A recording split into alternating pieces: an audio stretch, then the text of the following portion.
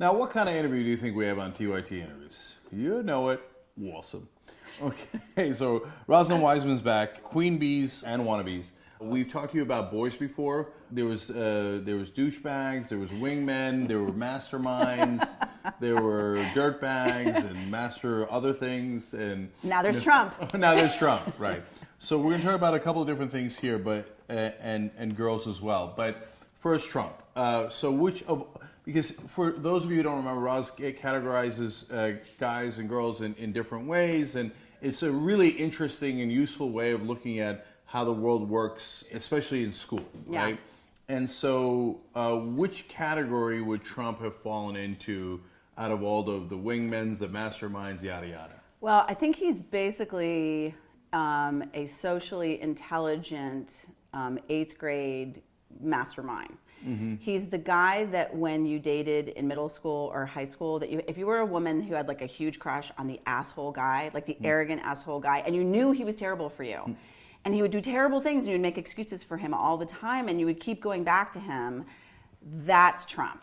And as a guy in middle school and high school, most guys hated that guy because you saw him getting away with all this stuff and you're like, that guy is such a douchebag. Why are people letting him get away with this? That is what Trump is to me now, is the guy in high school that we hated but got away with it. So that's so sad as an indictment of our society that so many Americans, I was going to say of us, but it's not of us, okay? Right. But think, yeah, that's the guy I'm going to give my vote to, the guy that I knew was a douchebag, that I kind of hated in school. Right. But I guess they admire him in some sort of sad way. Well, I think what it looks like is that he can bully the people that you don't think you have any control over, right? So you're angry at somebody, and you're by proxy, you've got somebody who can stand up to these people that you can or you're angry at. But of course, you know somewhere that he can't follow through on any of the things that he's talking about. But it doesn't matter because your emotions are so controlled by, I want revenge, I haven't felt any control, and this person is manufacturing this image of control. See, that's so funny because I think I came up with an incredibly similar analogy in one of the shows we were doing a couple of weeks ago. And it's actually, this book is what got turned into the movie Mean Girls, right? Mm-hmm. And I think I might have even used the Mean Girls analogy and said, it's like when the popular girl in school starts bullying people, and the Trump voters are the ones who are standing behind her going, yeah, exactly, yeah, right? Exactly. And what's really sad is that, you know, like, I want people to remember that you hated that person in high school, or you resented that person in high school. You would never have trusted that person with your welfare or any decision that had anything to do with you because you knew he would screw you. And yet people are still doing it. And so I think we need to have this disconnect about what this really is. Most 8th grade girls, thank goodness, that I work with are not in any way as racist or bigoted as Trump is, but he is as socially intelligent as they are. And one of the things I would love to see is a group of 8th grade girls like critiquing him, because nobody understands politics the way like 8th grade girls do.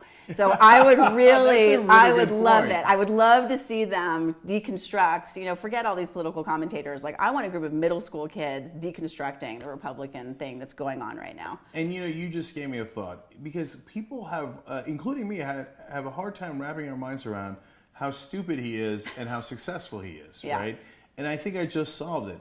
He has low IQ but really high EQ. Yes. Right? Yes. So and Mark Cuban described it this way to me once. He said he's like crowd surfing, right? And he's just hearing what the crowd wants and then feeding it back to him. Right. And he's created this loop with the crowd. Well, no one can understand what a crowd wants better than Trump does. That's his one gift, right? Well, the other part is that he doesn't care about the consequences. Like most people, as you get older, you actually care about the consequences of your actions, right? Like you think about them. It stops you. It's one of the things that edits you from doing what you're doing, and you care about other people and what's happening to them.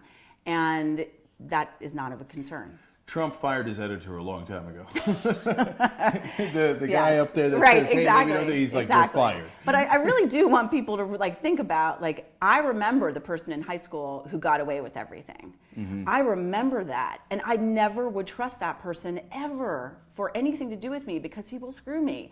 That's the image that I want, especially men, to remember, like, you never trusted that guy. You tried to stay, you saw him at a party, you went the other way because you knew bad stuff was going to happen. So you cannot put your trust in someone like that. That guy, like Trump, was shameless and in it for himself. And Exactly. you knew it. So, Yeah. and there's a huge difference between standing behind the bully going, ha ha, and standing behind the guy standing up to the bully. Exactly. Right? And go, Right. yeah, go get him. Exactly. So, you know, Bernie Sanders, for example, yeah, he's got his supporters, and yeah, you can stand behind him, go get him. Good job, Bernie. Right. I've Right, seen them. but- yes. I live in Colorado. I've seen a lot of them. But the huge difference is one guy is standing up for the poor, the weak, the people who've been picked on, Yeah. and he's their champion, right? Right. And the other guy is standing up for the guys who want to bully people, Right. the powerful bullying the powerless, right? Right. Now I know a lot of Trump supporters think they're powerless, Right. and that's what's actually a lot of their frustration. Sure. Like Right. I used to have this, Yes. and I don't have it anymore. Right. And who took it from me? The Mexicans, the Muslims, etc. Right. I can assure you that the Muslims didn't take any power from you in America, right? Where are all these powerful Muslims? Right. It's an amazing thing to me that we look at what's happening, but adults really, we have to look at ourselves about this. And the question I ask adults, in general, when people are doing things that I don't understand that look totally crazy to me, that I just am like, what in the world is happening? That could be a parent who's doing something crazy to this situation. Is I find the most helpful thing to do is say, help me understand.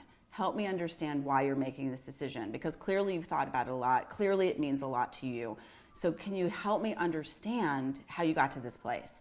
And I'm hoping that we can have that kind of dialogue, but it's really difficult when you've got people who are literally jamming the most intense reactionary things into people's brains, and we're just responding in a really visceral way. So that leads perfectly into the other thing that I want to talk to you about, which is what you're doing here at South by. Oh, right? yes. Yeah. Okay, so originally South by had a panel planned on what? Harassment online? On online harassment. Okay. They had scheduled 2, and they got so many threats about those 2 panels that they canceled them. And then there was such an outcry about that cancellation, and then they created a whole track for the day.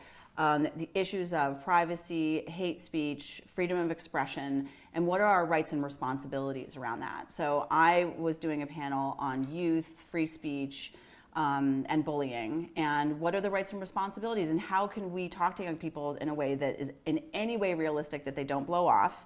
So because usually adults say things that are just so inane to young people about this stuff. Like, you take a bad picture of yourself, and you'll never get a job.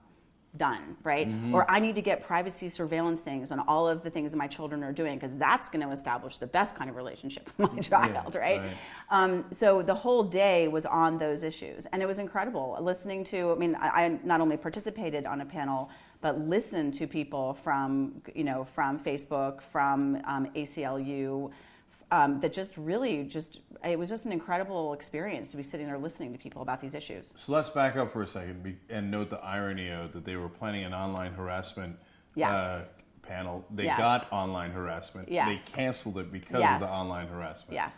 They realized what a terrible mistake that was? Yes, and that's the reason that they put an entire day about it. But we need more support about these issues, because truly this is one of the more important issues I think we're facing right now, having to do with all the things we're talking about hate speech. But we need more support around discussing and having rigorous debates about these issues. So I'd like to see us do even more at South by next year. So let's break down where that line is, because that's very, very important. I'm an enormous advocate of free speech. It's what we do, right? So I don't want anybody to touch that. At the same time, there's got to be a line somewhere. And we know, because there is an argument to be made that I'm the most hated man on the internet. Okay, here's why. Okay. We have 1,400 comments on average per video. Right. Okay. We have tens of thousands of videos on YouTube. And a lot more people have positive comments than bad comments, so great, right? But there might be more popular channels that have more positive comments about them, but I'm not sure anyone has as many hateful comments about them as I do in mass. Yes. In mass, yes. Okay? So boy, do I know it, but I would say 99.99% of them don't bother me at all. I don't care if they think I'm overweight. Newsflash, I am. I've known it for a long time. You didn't break that news to me, right? Some of them charge me with being Muslim, which I'm not. I'm atheist, but I used to be. But I don't. It's not a charge, right? An accusation, right? Some of them charge me with being brown. So like all this stuff greatly amuses me. I don't care, right? But when they say, "Hey, I know where you live," right? And or they give out an address, or they say, "I'm going to do X, Y, or Z," right? Well, we're not having fun anymore, right? And so it doesn't matter how thick-skinned you are. If it's an actual threat, then I think, I don't know. Do we involve the police? Is that actionable? What's your take on it? Well, I mean, I went to a panel yesterday about that, and specifically they talked about swatting, where where someone calls 911 and says, this woman just killed her children.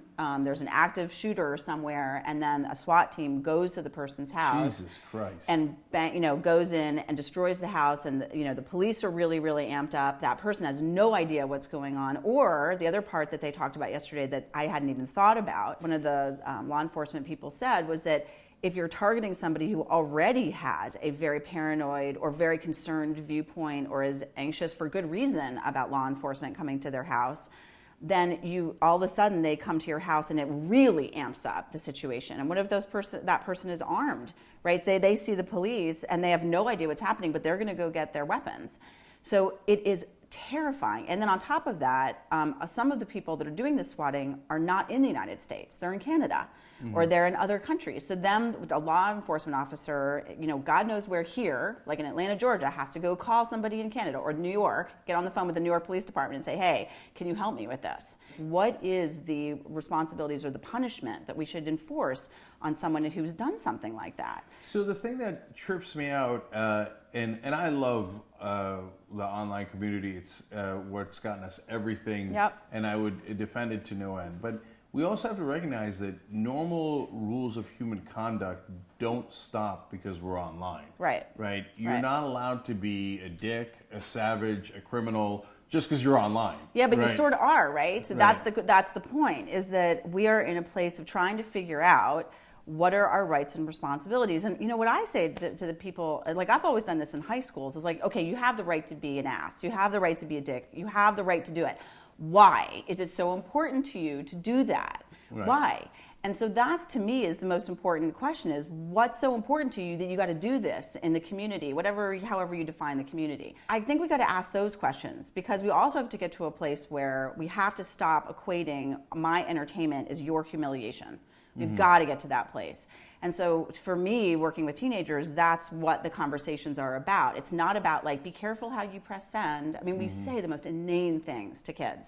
And so we've got to have these really robust conversations with the teenagers who can then inform their parents about the actual issues are about free speech and privacy. This is what this country is based on, are these kinds of really important tensions.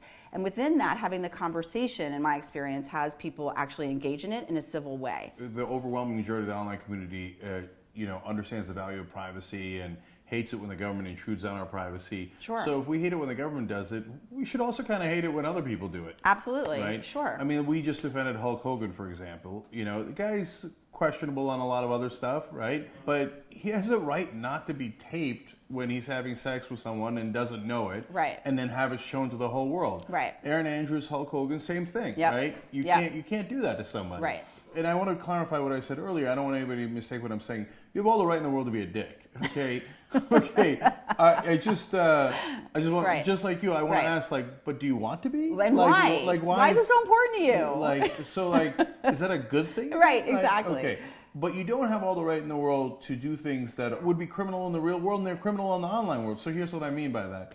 So you can't go up to someone and pull a gun on them and point at their head, even if you think it's really funny. Like, I'm having so much fun, I pulled a gun and put it to your head. You also can't do it when you swat someone and you have the SWAT team put 7 guns to their head, right? In a situation where they think that person is dangerous. That's actually even more dangerous than you pulling a gun on a person's head, right? Yeah. So that's criminal. Maybe you think it's funny, right? but you should get serious time in jail for that because that person could have died. Right. And at some point, they are. Right. And at some point, it's not going to be them. It's going to be their 12-year-old daughter who gets shot. That's exactly in the middle of that mess. And that is not remotely fucking funny. No. So that's where we're at. And I think the stakes are that high. And at the same time, it is also just as important that we don't give the government unfettered access to everything that we do. Yep. The other part of it's not funny, it's sort of funny, not funny. In my limited experience with police officers, not many of them actually know how to track people very well. Mm-hmm. I've called when I've gotten, not as much as you, but I've gotten some stuff.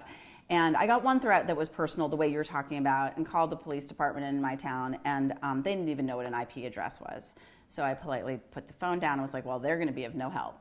Mm-hmm. So there also needs to be actually tremendous amounts of training for police officers about what is credible and what's not credible. And that was one of the things that we talked about at the summit yesterday. Yeah, so, and I don't know how we do it in mass because like there's going to be crazy mass shooters because we've got guns everywhere. It's just a certain percentage of the population is crazy. And now an enormous percentage of the population have guns, right? Yes, they do. And a certain percentage of the population is crazy, and almost everyone has access to a computer, right? Or iPhone or whatever. Yes. So some parts of this might not be solvable. Well, I work with teenagers, so I am like an eternal optimist. I don't, but good. But I do think that it is solvable. The problem is that we have to stop reacting to things with such immediacy and such like, how dare he say that? I'm gonna do this comment and I'm gonna show them because I'm gonna have a self-righteous temper tantrum about whatever it is that's being said. We all have to stop I think, across the aisle, whatever political spectrum we are, we have to stop having self-righteous temper tantrums about things and actually like calm our asses down and say, what is it I actually think about this? Yeah, and so don't cry wolf either, right? So if someone's just being a dick to you, right? Absolutely. Right, deal with it. Yeah, that's life in the big city, right? Exactly. So for example, it really bothers me that Hillary Clinton's team is crying wolf over the Bernie Bros thing, right? Mm-hmm. Because they're like, oh, someone online criticized Hillary Clinton in an unpleasant way. It must be Bernie Sanders' fault that he's encouraging these quote-unquote Bernie bros. Like, what are you talking about? Cares? Have you ever been online? Exactly. And that's it. Right. It's like, yeah, grow up. You're in the situation. You can deal with it. And frankly, you need to deal with it because if you're going to be the president in the next 4 years, you do need to get get used to that. Yeah, and just deal. If there's one person who's been criticized more than me online, it might be Clinton. it might be certainly President Obama, right? Absolutely. And so you got to have thick skin if you're President Obama, but you also have Secret Service protection. Exactly. Right? Exactly. So we got to know where the line is. Don't freak out if the person's not anywhere near the line and they're just yelling at you or they're just It's awful. Right. Getting or bad they things. disagree, It's awful. Right. People disagree. It's terrible when they call you names, but you know what? Yeah, you can deal. Right. But then everybody else has to recognize, and there is a social enforcement to some degree that can lower the percentage of people who are doing things that are illegal, right? Yes. And so if their friend says, "Hey, Bob, don't send that comment. That's not cool. Don't do that. That could get somebody could get hurt from that. Yeah, we were having fun before. We were having fun before. This is not fun." But the other part is, I don't know about you, but when I get criticism, I actually want to know what the criticism is on the topic. If they disagree with me, I want to know what it is. When somebody is telling me that I'm stupid or I'm ugly or I'm whatever it is that, going after me for like what, some characteristic of mine, I don't take them as seriously because it's like, okay, you have to insult me like you're 10 instead of just telling me what you actually disagree with. That I take way more seriously. And people doing their comments in all capitals, no, right? So, I actually want to know the content of why you disagree with me. No, our audience has corrected us on so many things, and that's great. That's part of our show. They're our editors in a sense. So that helps us get better, right? Right. But telling me I'm olive, I don't know what that means, and that doesn't really help anything. And I'm certainly not going to be like, oh, good point. I hadn't thought and of that. I have to change it. Right. So, all right. So, last thing, yes. Queen Bees and Wannabes. Anything next with this, or any other project? The third edition is coming out in July because of technology and these issues. It's coming out in July. The third edition. I redid it the last time 5 years ago, and things have changed completely all over again with that stuff. So, the third edition will be out in July. And I'm working on, I have the boys book that I was on before, the Douchebags book. That's in development for a movie, and it's super fun to work on this. Really, really fun to work on it. All right, awesome. Thanks for being on again. Thanks.